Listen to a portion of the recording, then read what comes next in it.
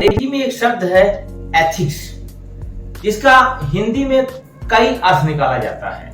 सामान्यतः इसे नीति शास्त्र या नैतिक शास्त्र के रूप में समझा जाता है, जिसका मतलब होता है नीतियों और नैतिकता और उच्च आदर्शों की बात करना। लेकिन जब हम समाज में आते हैं तो हमें यह बातें किताबी लगती हैं। वजह बिल्कुल साफ है। जिन सेलिब्रिटीज, जिन बड़े बड़े खिलाड़ियों, जिन बड़े बड़े पॉलिटिशियन, बड़े बड़े बिजनेसमैन के पीछे आम जनता बिल्कुल पागल होकर के उनके पीछे घूमती है, उन्हें अपना वो उनका फैन बन करके रहती है, वही सेलिब्रिटीज कितना गैर जिम्मेदाराना, कितने स्तरहीन तरीके से लोगों के साथ व्यवहार करते हैं, वह आप समझ सकते हैं। किस प्रकार से वह जहर बांटते हैं, किस प्रकार से वह कैंसर बांटते हैं, किस प्रकार से वह बीमारियां बांटते हैं। इसे यदि आपको जानना है तो आप बहुत सारे विज्ञापनों में देख सकते हैं, जहां पर ऐसी वस्तुओं का प्रचार किया जाता है, ऐसे मादक पदार्थ, ऐसे विषैले पदार्थों, ऐसे नशाखोरी के पदार्थों का प्रचार किया जाता है, जो एक आम व्यक्ति के जीवन के लिए त्रासदी जैसी होती है। औपचारिक शुरुआत, स्वागत, अभिनंदन, आभार स्वीकार करिए अपने दोस्त रसूल रघुवंशी का नमस्कार। एक दूसरा शब्द भी आपके सामने प्रस्तुत करना चाहूंगा, सरोगेट एडवर्टीजमेंट।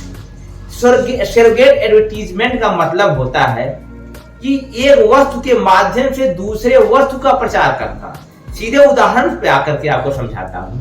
जैसे आप देखते हैं बैग पाइपर, किंगफिशर, ये सोडा है, इनका प्रचार हमारे सेलिब्रिटीज करते हैं। विमल इलायची, कमला पसंद, राजश्री इलायची, कहने के लिए तो इनका प्रचार हम इलायची के रूप में, माउथ फ्रेशनर के रूप में करते हैं हमारे सेलिब्रिटीज।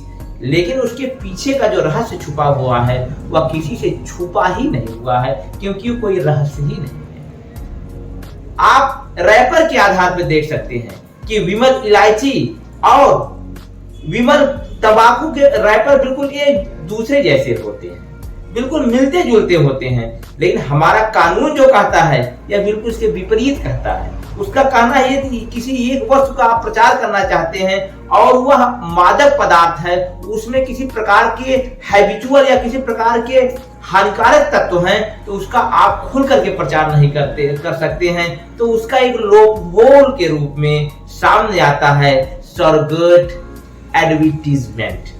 बात कुछ और, इशारा कुछ और। खूब जमेगा रंग जब मिल बैठेंगे तीन यार, मैं आप और बैग पाइपर। यहाँ सोडा की बात नहीं हो रही है, वाटर बोतल की बात नहीं हो रही है। जिसकी बात हो रही है उसे आप भी समझ रहे हैं, उसे हम भी समझ हो रहे हैं, उसे सारा देश, सारी दुनिया समझ रही है। लेकिन उसका परिणाम क्या होता है उसको भी आप समझिए। हमारे देश में लगभग 2.5 से 3 लाख लोगों की मौत हर वर्ष शराब या शराब से संबंधित बीमारियों के कारण होती है। इसके अलावा यदि हम टोबैको से होने वाले नुकसान की बात करें, चाहे वह स्मोक के रूप में लिया जाने वाला हो या निकोटिन, जो कि तंबाकू का मूल न्यूट्रिएंट्स है, मूल उसका तत्व है, उसको चबा करके खाने के लिए हो, जिसे गुटखा कहा जाता है, उससे देश में प्रतिदिन लगभग 3000 मौतें होती हैं। और साल भर का आंकड़ा यदि हम समेकित करें तो आपकी आंखें खुली की खुली रह जाएंगी। लगभग 11 से 12 लाख मौतें, मतलब यह 11 से 12 लाख जिंदगियों को लील जाते हैं। यह आंकड़े मैं अथराइज्ड सोर्सों से बता रहा हूं, ना कि अपने मन से। WHO भी इसको लेकर के कई बार चेतावनी दे चुका है। इस प्रकार से यदि टोबैको को रोका नहीं गया, उसके प्रिवेंशन के मेजर्स नहीं उठाए गए, तो पूरा विश्व एक मादक पदार्थ की चपेट में आ सकता है। आज दुनिया के लगभग 20% लोग किसी न किसी प्रकार से नशे के शिकार हैं। यह हमारी युवा आबादी के लिए, हमारे देश की आने वाली क्षमतावान, ऊर्जावान आबादी के लिए घातक है। मैं भारत की बात नहीं, पूरे विश्व की भी बात है आपके सामने रखूं तो आंकड़े बताते हैं कि एड्स, हिंसा, रास्ते में या मार्ग दुर्घटनाओं के बाद सबसे ज्यादा यदि मौतें होती हैं तो वह मौतें होती हैं टोबैको और शराब के दुष्प्रभाव के कारण। कितने परिवार उजड़ जाते हैं, कितने लोगों की जिंदगियां तहस नहस और बेकार हो जाती हैं। और रिहैबिलिटेशन के जो प्रोग्राम चलाए जाते हैं उनके भी डाटा बताते हैं कि 90% लोग अपने रिहैबिलिटेशन पुनर्वास शिविरों में रहने के बाद जब वह सामान्य जिंदगी में वापस आते हैं तो पुनः उसी लत के शिकार हो जाते हैं, जिससे बचने के लिए उन्हें पुनर्वासित करने का प्रयास किया गया। अब इसकी जिम्मेदारी किस पर ठहराई जाए, इसका जिम्मेदार, इसकी अकाउंटेबिलिटी किसकी होनी चाहिए? क्या उन सेलिब्रिटीज को हम इसके लिए जिम्मेदार नहीं ठहरा सकते हैं जो कुछ करोड़ रुपयों के लिए, अपने जीवन स्तर को सुधारने के लिए, अपनी स्टारडम को मेंटेन करने के लिए लोगों के जीवन में जहर घोलते हैं? इसका असर समाज पर कितना पड़ता है उसे आप अपने आसपास के अनुभवों से देख सकते हैं। आप एक अपने स्तर से सर्वे करिए।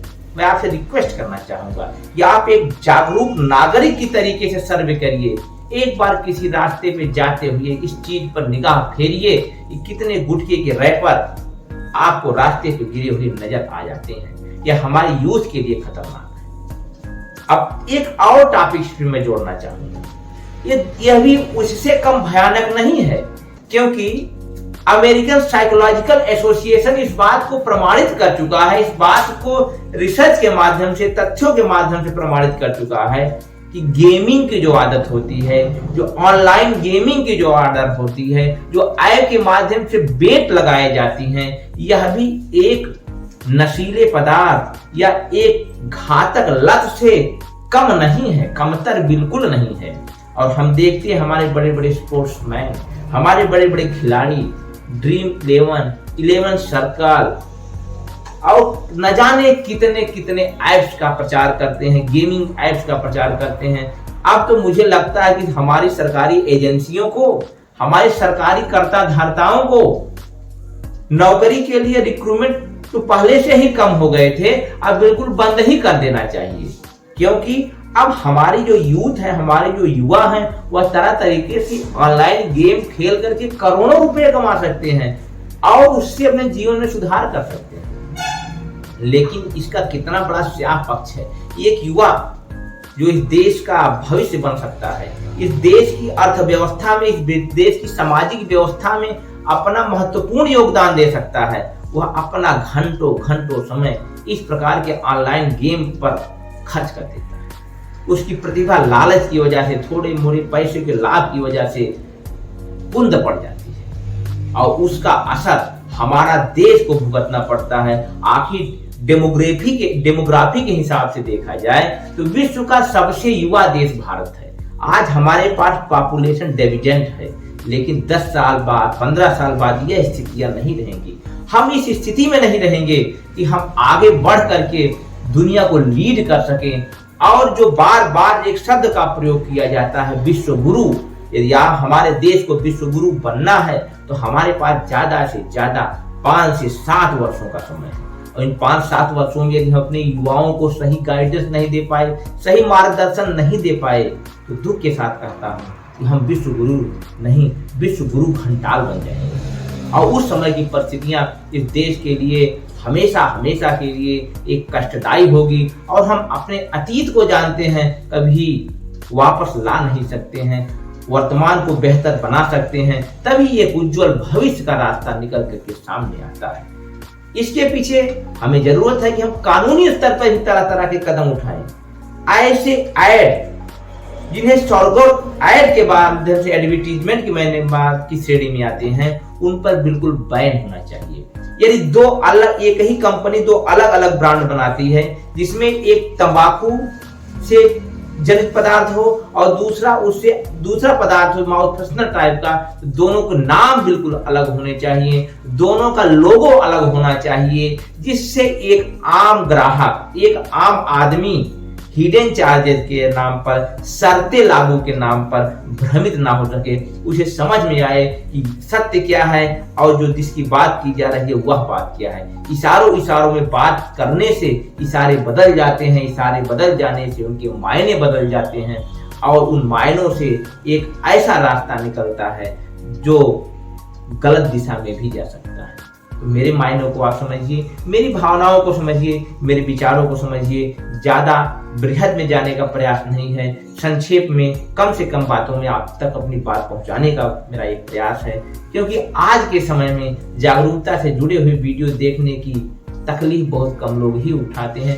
फिर भी यदि आप ये पूरा वीडियो देखते हैं तो आप बधाई के पात्र हैं, आप साधुवाद के पात्र हैं। इन्हीं बातों के साथ, इस उम्मीद के साथ विदा लेता हूँ कि जल्द ही आप लोगों से मुलाकात होगी और एक नए टॉपिक पर, एक नए ज्ञानवर्धक विषय पर हम लोग चर्चा करेंगे।